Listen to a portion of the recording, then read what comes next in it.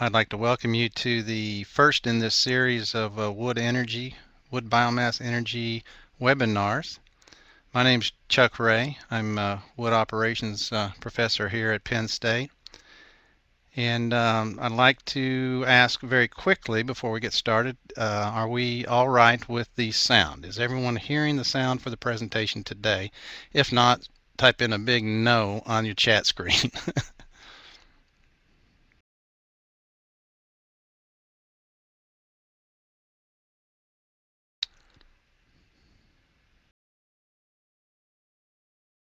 Well, I don't see any no's, but I guess that doesn't make sense because if they weren't hearing me, they wouldn't hear. So we'll forge ahead here, and hopefully everyone's hearing this. I do want to thank you very much for coming in again this week, and hopefully we have some of the technical difficulties from last week ironed out.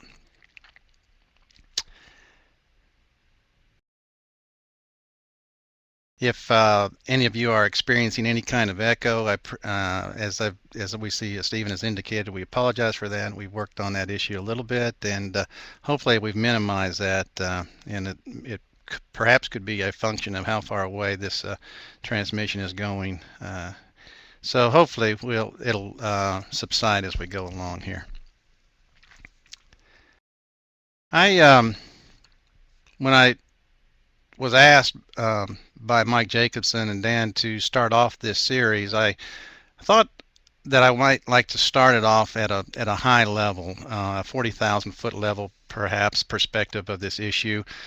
We've got some great folks lined up in the coming months to give some on the ground kind of presentations about what's going on in the biomass field.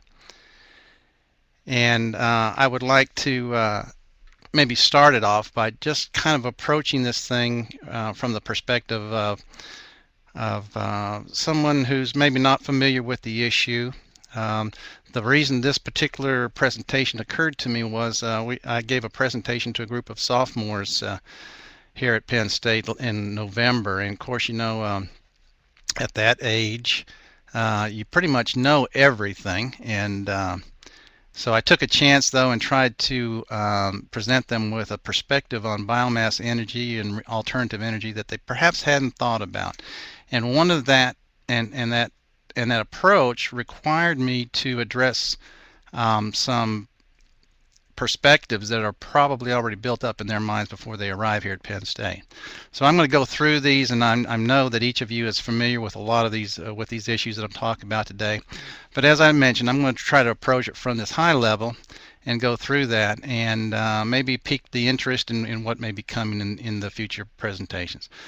Before we start, I'd like to acknowledge the fact that we've been able to present this series of webinars as part of a grant that we've received from the Department of Energy through the Northeast Sun Grant, and I'd like to thank the folks there for providing that funding so that this and other types of extension programs can be presented.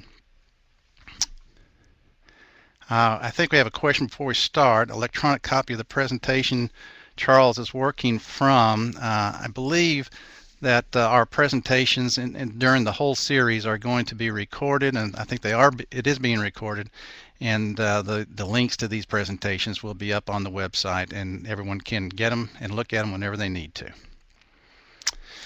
Okay, you'll notice that at the slide bar, you'll see that we have 40 slides in this presentation. When we get to about 20, it's really going to pick up speed, so don't worry if we seem to be running a little bit long. I think I can finish in a flash here, so hang with us, and hopefully we'll have time for a few questions as we approach the end of the webinar.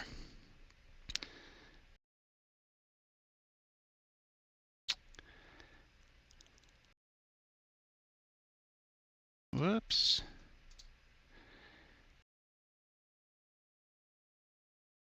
Yeah, okay. Well, let's see here. Not getting the slides. Let me look at something very quickly.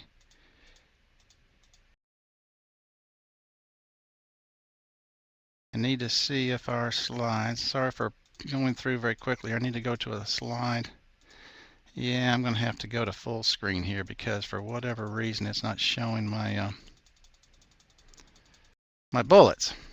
So I'll go to full screen here and try to talk my way through this presentation.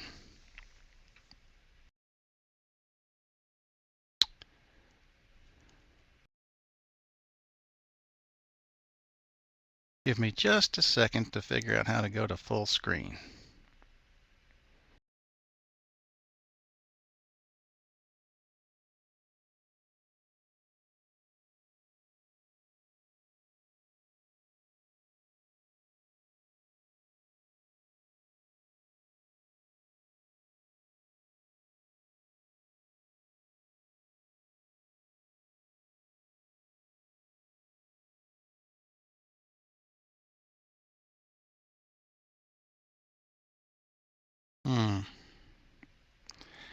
Okay, let's see, I need to go to this, and I need to go to this.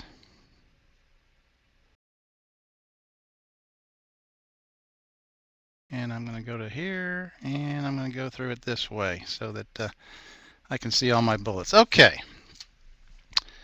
So wood, why bother with wood in the first place? There are so many other types of alternative energies being promoted, and usually when we start talking about renewable and alternative energy, alternatives to fossil fuels, biomass is usually at the bottom of the list of bullets that people mention, and if they mention it at all.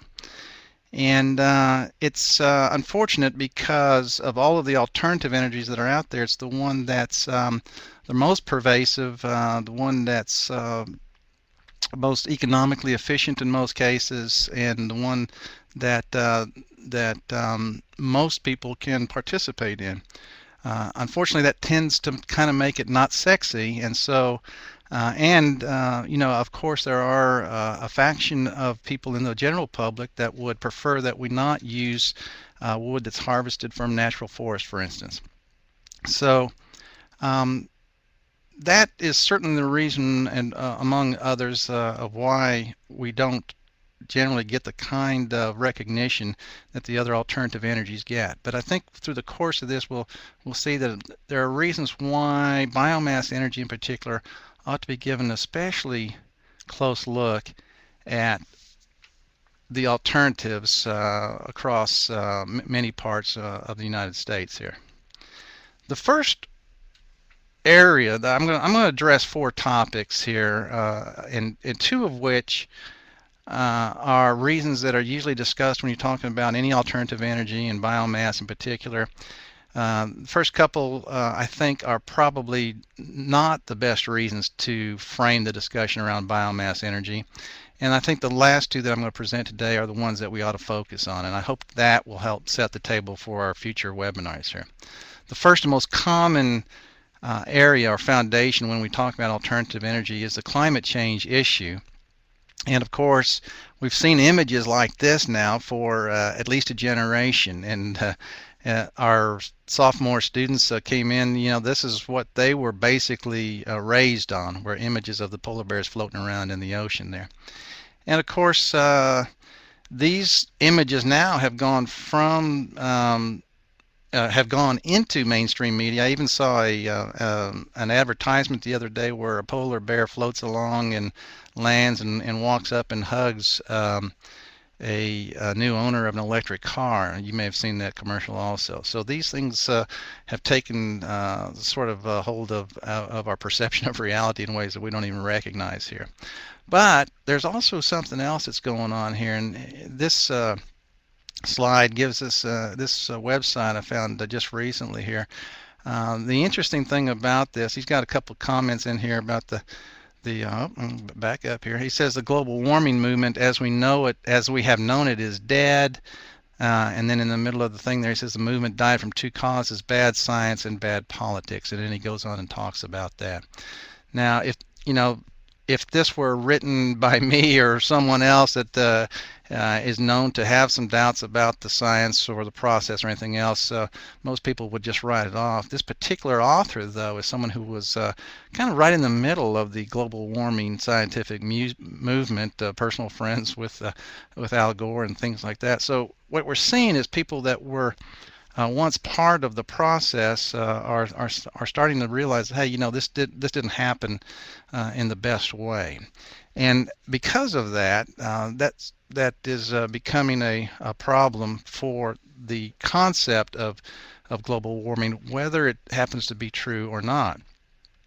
Now, this is a graph that downloaded. If you go into Wikipedia and look at global warming, there's a lot of stuff that's written up on that page, and this is one of the graphs that's there. And of course, one of the things that we see in the presentations, in Mr. Gore's presentation, is this hockey stick graph, as we see at the far right-hand side there. The people who usually present this sort of thing, I saw a blog recently where he's talking about what's happened in temperature since 1880. Well, certainly if you look in the short time frame of things, we see a temperature rise, an average temperature rise. But if you look at an even longer time frame, just going back 1,000 years, we see something like this medieval warm period, where the average results from the different types of methods of which the climate has been measured are really not much different than they are today, with the exception here of this 2004 as an outlier data point. And you say, well, okay, so that outlier and the trend that is going in the direction kind of shows that even acknowledging that we were on average as warm in the past as we are now, I think we have something to be concerned about. And yet, if we look even farther back, here's another graph of the different kinds of climate prediction models that have been developed. Here we're going back 12,000 years from today, and here you see the different models and how they predicted what the temperature has done since the end of the last glacial period 12,000 years ago. The black line is sort of the average of all the methodologies. And if we look and we see that, number one, the average of the methodologies for today is below, is still in a negative temperature deviation from the average. And that the 2004 point, even though it may look extreme if you look in the shorter term, it doesn't look that extreme in a longer time frame. Whoever created this graph also picked out this area from 4,000 to 8,000 years ago and said, gee, this looks like we were kind of at a climactic optimum back during those years. And of course, those years, 8,000 years ago up to 4,000 years ago, is essentially the rise of man on Earth. And so that would kind of represent something that would say that, well, perhaps something is going on in our climate these days, but maybe it's not the problem as we perceive it is not going to be as immediate as we think it might be. So if you look at the overall trend about global warming and the discussion around it, the trend's not good for those that are kind of relying on the emotional response about global warming to continue to result in government investments in alternative energy. And this year, you may have noticed that in the State of the Union address, President Obama didn't even mention climate change or global warming, even though he talked about some programs that were directed at addressing those issues. But he just didn't want to use the terms that seemed to put the discussion into sort of a can't-win type of a position. So whether the Earth is warming or not, and whether it's in any way due to man's use of fossil fuels, that's just not the best way to defend a position of utilizing more biomass energy. It's not even a good way, since biomass depends on fossil fuel consumption in its planting, cultivation, harvesting, transportation, and processing phases. So if you kind of try to frame it in the climate change or global warming context, that's why we tend to have more focus put on things like wind and solar, because they don't seem to have as much impact on this potential rise in temperature on the Earth there. So global warming is not the greatest issue for us to frame our discussion in. It's also a reason why biomass energy proponents shouldn't be positioning biomass energy as a replacement for the world's dwindling supply of fossil fuels. This is sort of the second foundational issue that that people base this issue of alternative energy on. Oh my gosh, we're running out of oil. The term peak oil is used, and we see graphs like this where we're right at the peak. We are here, and we're about to run out of oil. Well, um, we see the visuals that go with this kind of thing, kind of border on the ridiculous sometimes. Here's one where people are stopped on the side of the road because they've run out of gas, I guess at the all at the same time. So kind of funny things.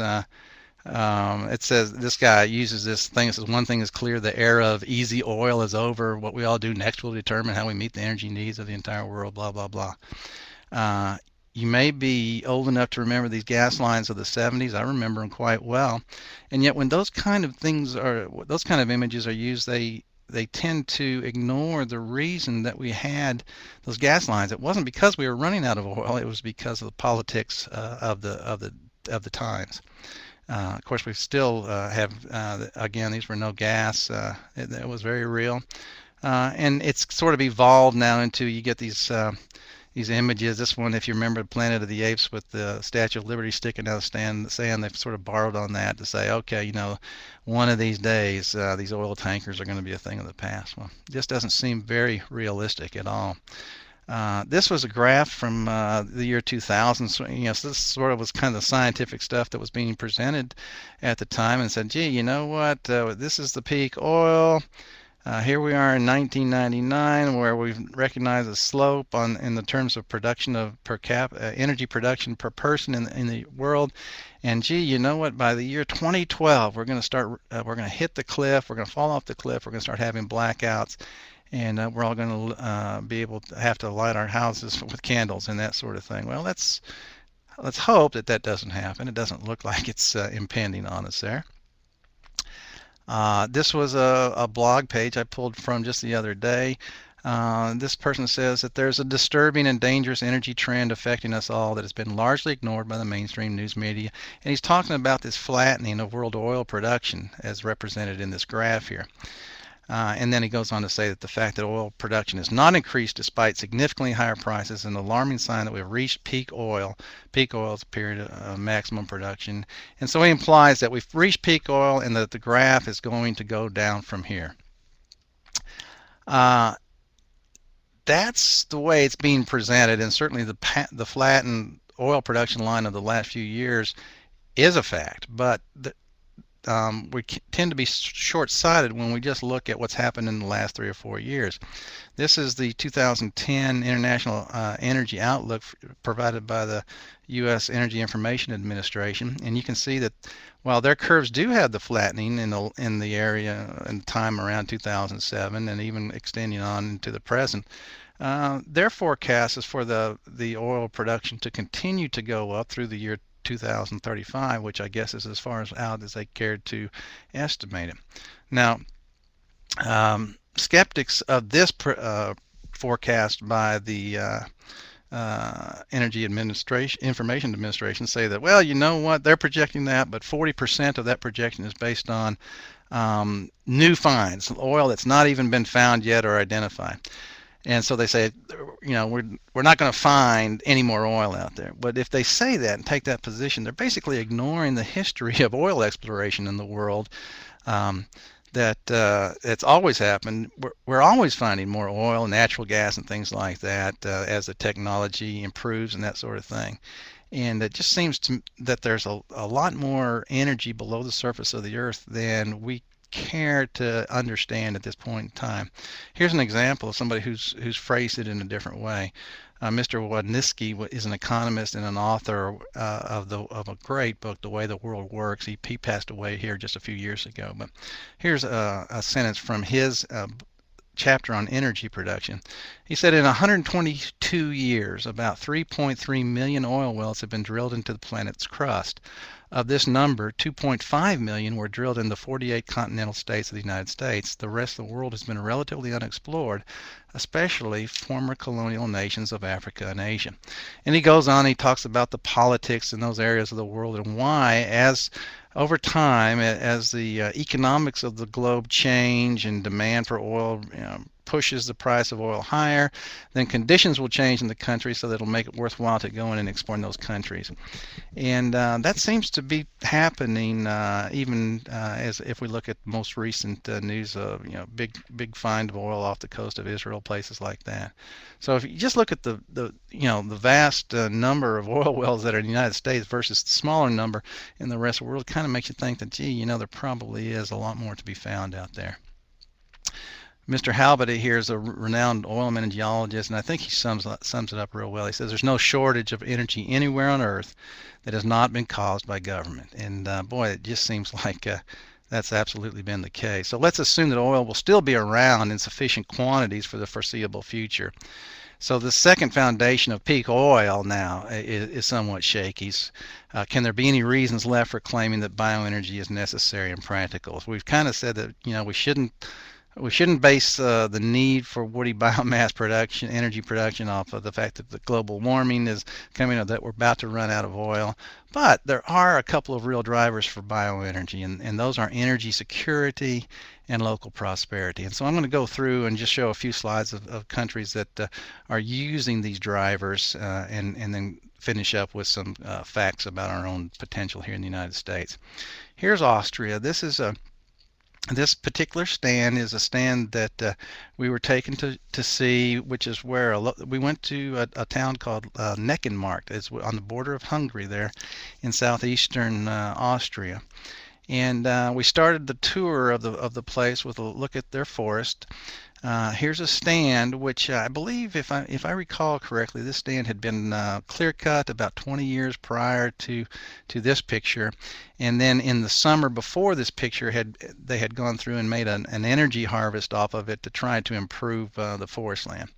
And so this land is managed sort of communally, the way the system works over there, by their state foresters or local foresters, and the residents of the community who are assigned percentages of the forest are told which trees they can go out and harvest, and as much as they harvest, they are then credited for that on their energy bill, which I'm going to show you here in just a minute. But you can see the stand there. It's it's really cleaned up.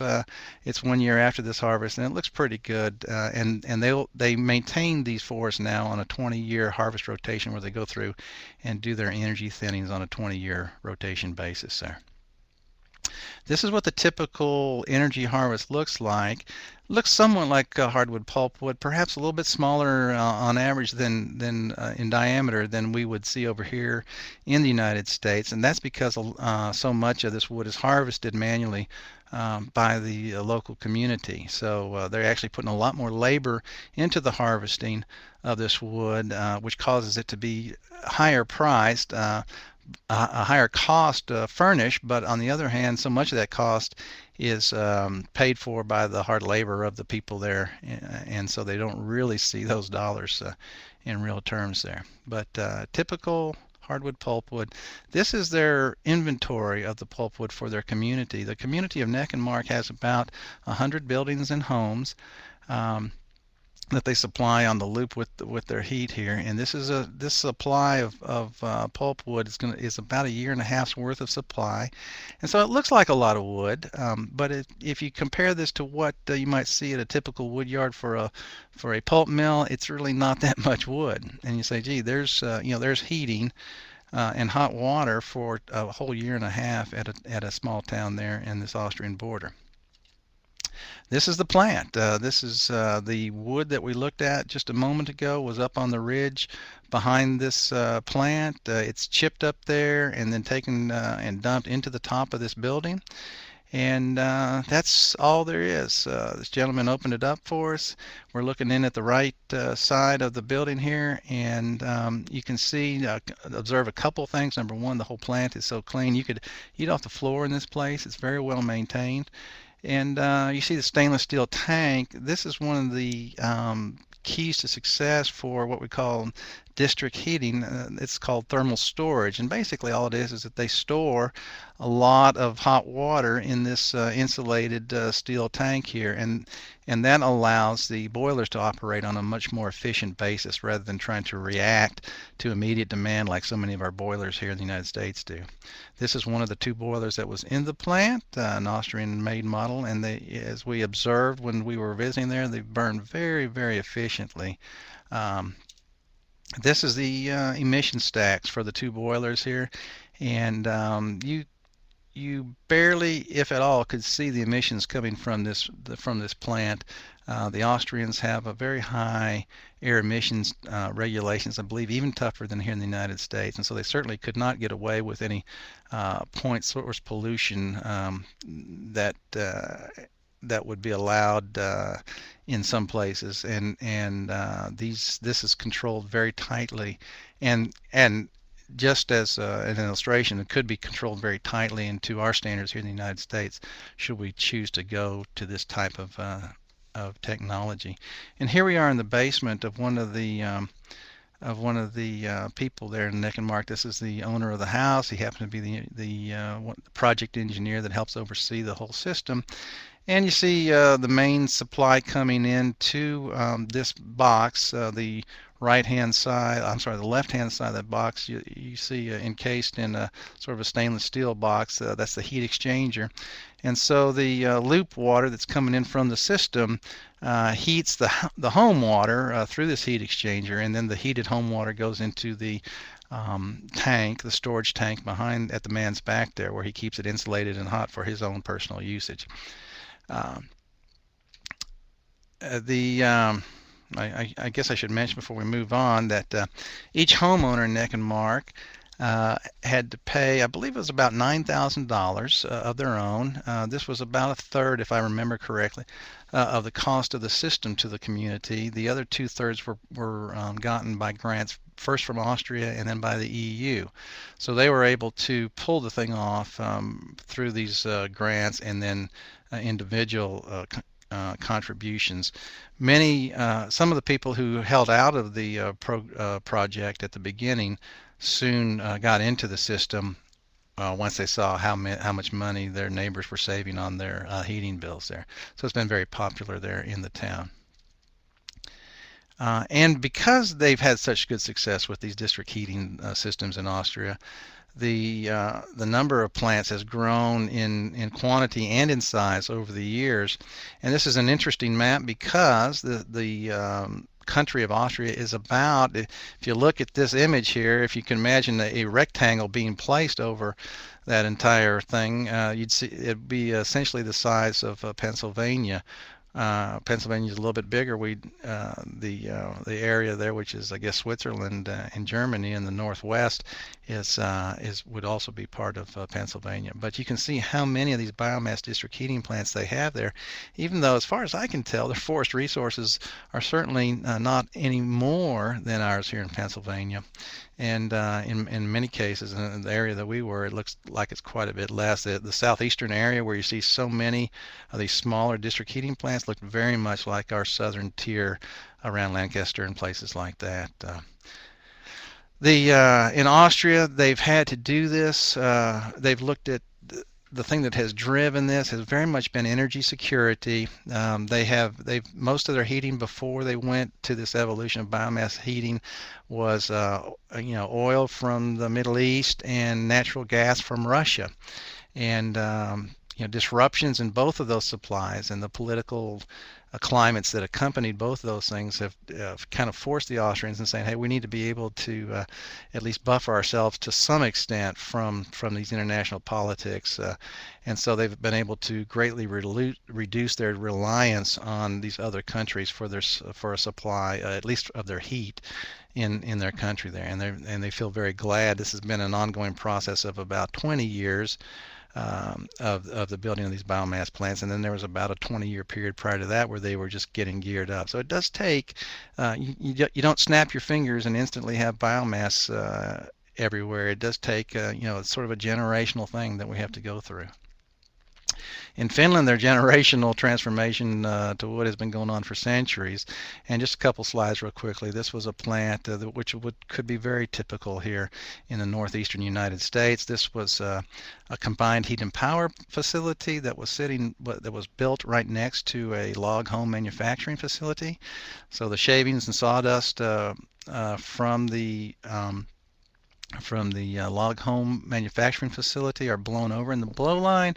Front end loader comes into the home here and sorts them out depending on what kind of materials coming over. And these are then sent into the CHP plant, which has two huge industrial boilers, very high efficiently. Here we see two heat exchangers. Each side of this plant produces about 6 megawatts of heat for the CHP plant and for the kilns over at the log home manufacturing facility, and the other heat exchanger generates enough heat to run some turbines down the road that provide electricity to the town that's about 3 kilometers away. So let's transition over here to the United States there and kind of finish up talking about the potential here in the United States. This was an interesting graph that I stumbled across, which shows the sawmills in the eastern half of the United States. This was from about the mid-1990s. Now, and if you know much about the wood industry, you know that probably about half of those dots are no longer in operation here. So that kind of give you a sense. Certainly, I always show this to the Pennsylvania audiences because they say, wow, look at, I mean, we call ourselves a keystone state. Maybe we should be calling ourselves the sawmill state because there were so many. But many of those have been shut down now. And that means that the demand on our forest resource has also been cut in about half from that demand segment. The same thing has happened with pulp mill production. We had in the Pennsylvania region and on our border, we had about 9 pulp mills, and we're down to about 3, I think. And I think that trend, not quite so dramatic down south, but it's certainly, again, if you looked at the map, there's probably about half of those pulp mills now in operation. And pulp mills use a lot of this biomass wood that we would use for energy. So again, there's 2 sources right there that show why the demand for our biomass component of the forest has really slackened over the last 10, 15, 20 years or so. Back in 1980, the USDA had done an estimate, and they had estimated that there were 600 million dry tons per year of unused wood. And if you use the standard BTU conversion, that's equivalent to about 1.675 billion barrels of oil. So our current oil consumption is about 7.3 billion barrels of oil a year. And if we then use that 600 million dry tons a year of unused wood to produce some form of energy, nearly 1/4 of our oil consumption could be eliminated by full utilization of this unused woody biomass. The interesting thing about that estimate is that the actual number then of unused wood, even though we had a new study come out in the 2005 period called the billion ton supply, and that number actually shrunk because of a different methodology that was used in the calculation. You have to think about what it really means, because the actual demand on the forest since that time has decreased quite a bit. In Pennsylvania, we have 16, 17 million acres. I call these trees biological solar panels because the leaves are actually capturing this carbon energy and storing it on the stump. And from a recent survey that was done by the U.S. Forest Service, they were able to determine that 55% of our forest, of these 16 million acres, is in low-use wood. And of that 658 million tons, 470 million tons are potentially available for harvest according to the guidelines that they use. So this volume of forest wood, if you took this 470 million tons, could yield about 6 million dry tons per year in perpetuity, forever. If you just harvested the growth of this low-use wood, you would get 6 million dry tons per year. And so that's kind of hard to put in perspective if you're not used to thinking about that. So I did some calculations, and depending on what size ethanol plant you're talking about, 6 million dry tons could supply 5 to 10 wood ethanol plants that would produce about up to 600 million gallons of ethanol, which is about 3/4 of the entire demand of the Northeast at current levels there. The 6 million dry tons is also equal to about 300 million 40-pound bags of wood pellets, which would heat about 3 million homes. We have about 4 million in Pennsylvania. So basically, you're talking about taking 3/4 of the homes in Pennsylvania and heating them just on pellets if we just harvested this low-use wood. Or we could do 600 district energy projects, which would replace the equivalent of about 500 million gallons of heating oil. Again, that's something that would contribute a lot towards our energy security, and at the same time, by developing the infrastructure and the processing operations needed to develop this energy, greatly supplementing our local economies here. So let's go beyond the economics a little bit and talk about biomass fuel comes from the renewable, sustainable resource base. The fuel's available in great quantity in every state of the Northeast and in other regions of the country as well. When you go the biomass route, these biomass fuel dollars, energy dollars, stay in the local and state economy, which is so critical right now to the state and local governments as they struggle with their budgets. And biomass energy production creates this reduced dependence on foreign oil. I think we see that now, even with the unrest that we're having in the Middle East. We've had a recent real spike in oil prices. It was trending up, now it's spiking up. And it's interesting to note that even as that's happening, the price of natural gas is not spiking up because we're producing so much of our natural gas here locally. And that, I think, is a great case study, illustration of what would happen if we also had a portion of our energy component coming from biomass. Then there's some nice things about using biomass harvesting to improve our forest. It results in no net increase in the greenhouse gases because that energy, as it's combusted, is recaptured in the forest growth. Using wood byproducts from sustainable forestry as fuel increases the health of forest resources. The forest resource, we just see that one of the problems that we have in our forest stewardship now is that there's no economic incentive to go in and get this low-use wood or non-commercial wood. The energy economy would certainly help change that situation and allow us to increase the number of management options we have in the forest. Biomass systems typically are relatively easy to convert to other fuels, and so if you wanted to allow yourself some leeway to be able to switch fuels to other types, you could design that into the system, and that would help you deal with the uncertainty of it. So we should produce local bioenergy not because it'll save us from global warming, and not because we're about to run out of oil, but we should because it delivers local energy and energy dollars to the local economy, and because it buffers us against global market and international politics there. Primarily, though, and I think this is the thing that we really should focus on and try to explain, is that because it's just good stewardship of our natural resources there. It just seems to me, as we look out and look how we've managed our natural resources, our forests in the past, certainly there are good examples and there are bad examples, but overall we could be doing a lot better job with the natural forest here in the United States. I've presented some websites for you to visit depending on what state you have an interest here in the Northeast, if you're in fact from the Northeast. We've got a few Penn State sites here, our extension site, and we have Biomass Energy Center site. I also maintain a bioenergy page on my WoodPro site there, so you can check all those out. Nationally, there's a couple great sites. The National Renewable Energy Laboratory has a really good reference site, as does the US BiomassBoard.gov. In the Lake States, there's a great site called the Great Lakes Biomass Resource Center. They have if you're really new to the biomass technology field, they've got a slide presentation or a series called Biomass 101 that I would really highly recommend. And then in each of the states here in the Northeast, we've got different resources that are more specific to each of those states. Vermont has the Biomass Center, the BERC, which has got doing some great work up there. University of Vermont has a page also that talks about biomass.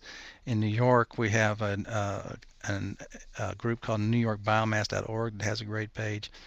SUNY ESF has some really interesting pages on the willow work that they've done, the short rotation crop stuff they've done. And Cornell also has some stuff on bioenergy. At University of Maine, there's an extension energy page that has a lot of good information on what's going on there. Massachusetts, UMass has some interesting stuff about energy crops and their potential use in Massachusetts. At West Virginia, we have the research page at WVU that talks about potential energy application. Rutgers has some stuff on bioenergy, as does New Hampshire. So I encourage you to check all those out as your interest compels you. And I'd like to thank you very much for watching our presentation. And I will click over and ask if there are any questions. You can ask me through the yeah.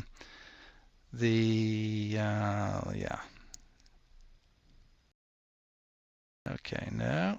Let's see, stop sharing that. Let's cancel that. Okay, I'm back with you now. And so if there are any questions, you can put them on your chat screen and I'll try to respond to them. If not, you're welcome to hang up at any time. So.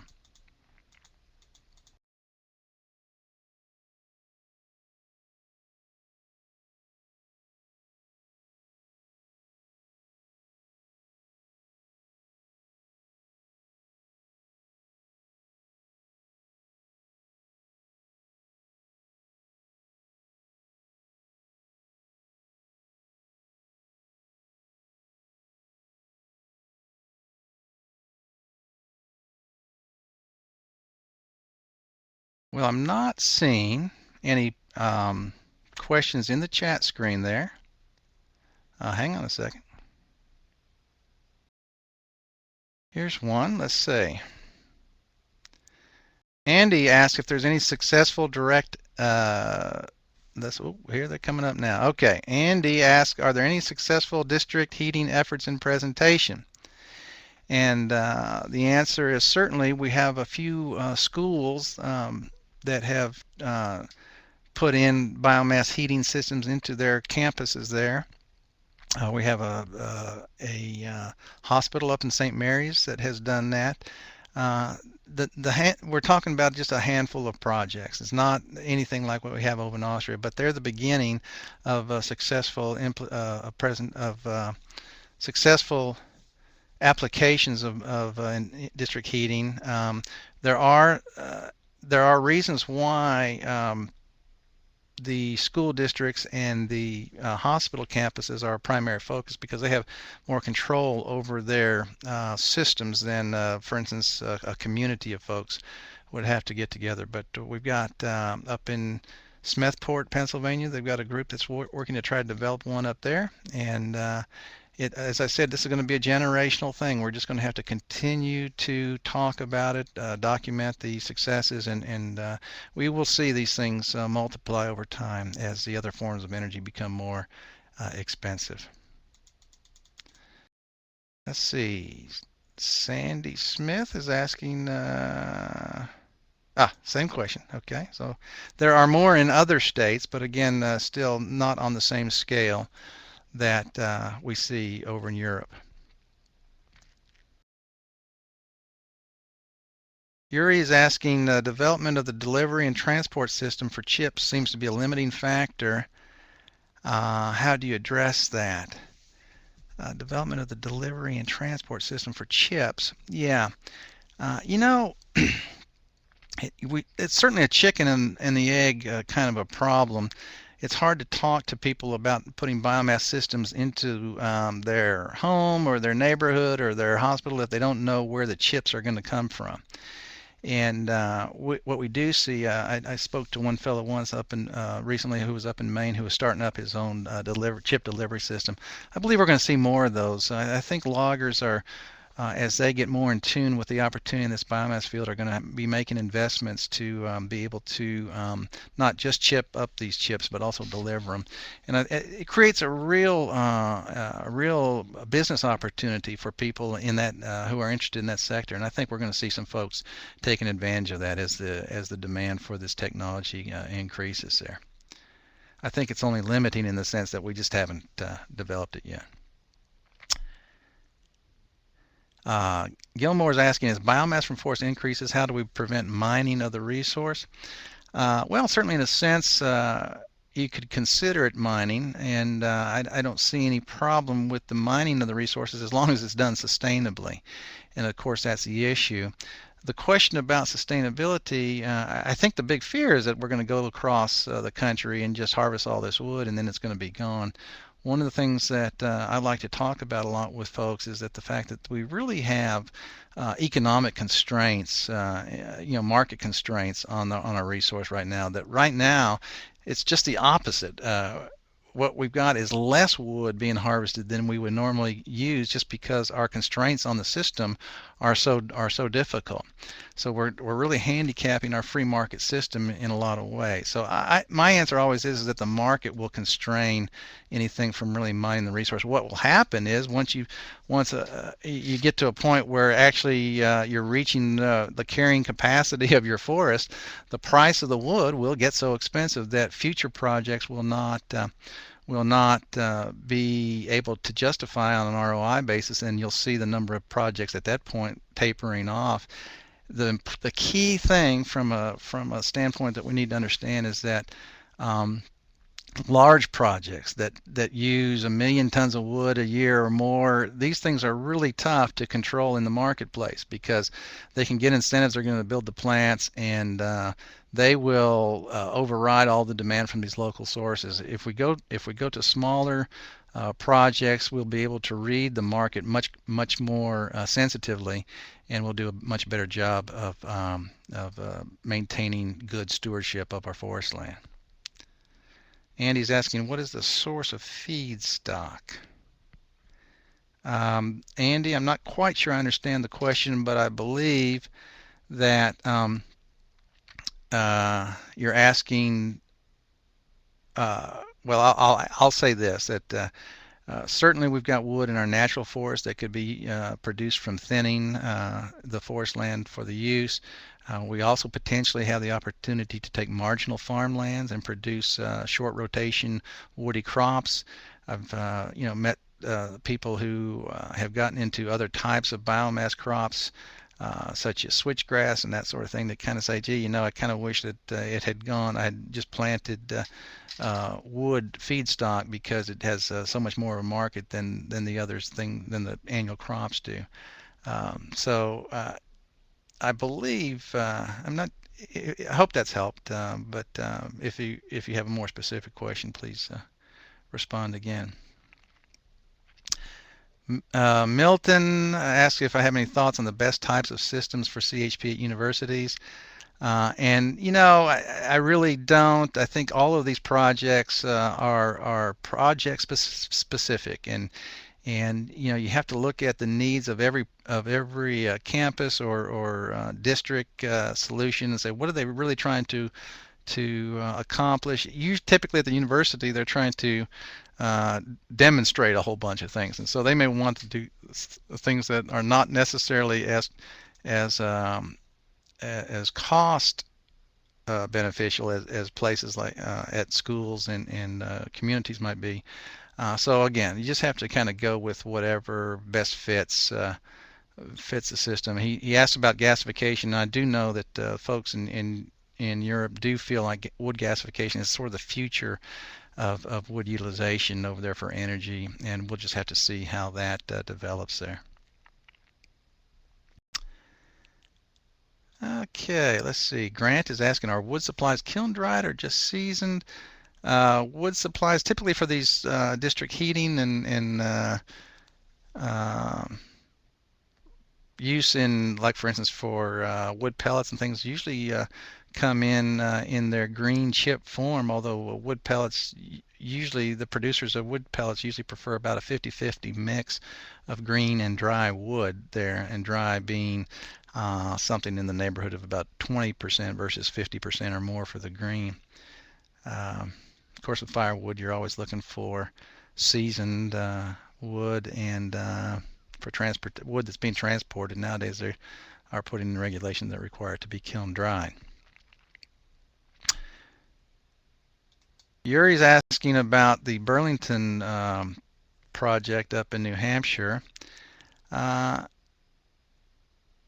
Yeah, Yuri, you're making a great point. he says they're functioning, but they don't plant. They use their plant to heat the community of UVM. It seems like a disconnect. The big power plants, we're talking about 50 megawatts and up, produce too much heat.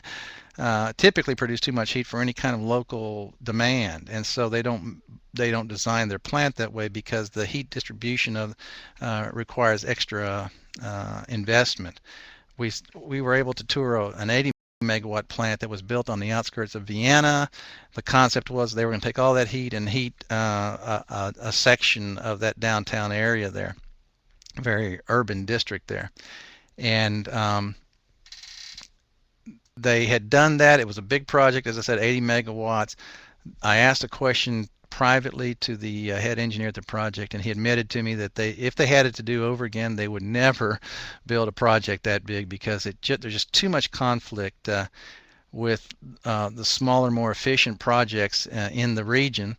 They compete for the wood resource, drives the price of the wood up, and when that happens, then the price of the wood energy produced at that big plant is too expensive compared to the natural gas plant that was running right next to it.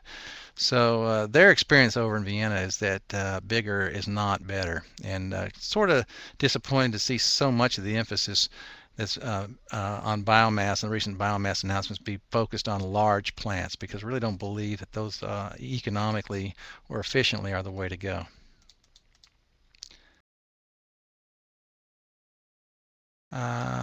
Okay. And PSU main campus replacing a coal-fired CHP with a unit that utilizes biomass. No, they're going natural gas. Yeah. And wasn't part of that discussion, but obviously they feel like natural gas is a big part of the future here of Pennsylvania, and I couldn't argue with that at all.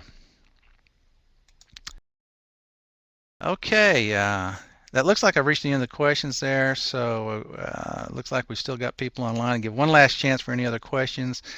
And if there aren't any other, I'd like to thank you very much. I see the folks that logged on here. Appreciate all of you. Gary is asking what size of biomass plants are most efficient. Again, this is very much a function of the type of application that you're seeking, but district heating plants are the most efficient for smaller applications, and CHP plants are more efficient because they generate electricity and capture the heat when you're going to the larger size. Let's say 5 to 30 megawatts. Once you start getting up in that realm of 30 megawatts and up, you start talking about losing serious efficiency because the distribution and because of the amount of extra energy that has to be used in collecting all the wood to feed those things there. So efficiency goes down with the size of the project. Okay. Another minute or two.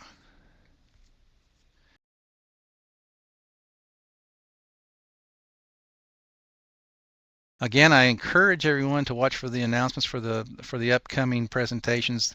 They should be a lot more applied. As I said, this one was kind of a high-level thing and probably shared a bunch of stuff that you're already familiar with. But the future presentations will be real focus from real projects, results that are going on the ground here in the United States. We've got some great speakers already lined up, and we've got some, we're trying to tie down the rest of them there. So appreciate you looking at it. The next one, Mike Jacobson is reminding me that the next one is February 25th, so you want to put that on your calendar. I think they're all going to be about the same time here at 11 o'clock Eastern Time. So if you want to go ahead and put that on your calendar to remind yourself, we look forward to seeing you again. And thank you very much. We'll conclude the presentation. Thanks.